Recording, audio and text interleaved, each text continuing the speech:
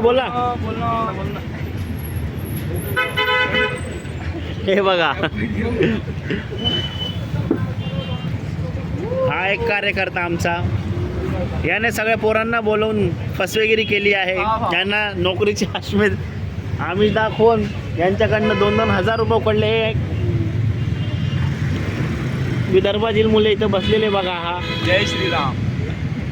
हा अजून एक, याच्याकडनं तर 4000 घेतले और याचे केस उडाले टेन्शन मुळे.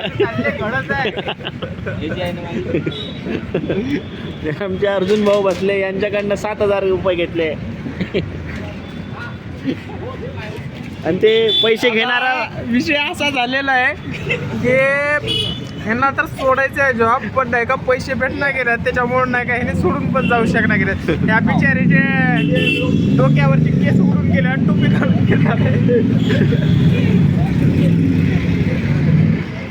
यांना भाड्याला पण पैसे नाही येत अजून, पण यांना इथून 10 किलोमीटर स्टेशनला जायचं आहे, तर यांना पैसे नाही भेटत आहे. ते ज्यांना फसवणारा व्यक्ती आहे तो बसलेला आहे माझा बा, तो इकडं बघत नाही आहे. ऋषिकेश सर बघावं लागेल इकडं बघा. ह्यो व्यक्ती आहे ज्याने सुमारे 25,500 रुपये यांच्याकडनं घेतले आहेत. आणि त्यांचा पार्टनर तो एक बसलेला आहे तिकडं, कावटे मॅन.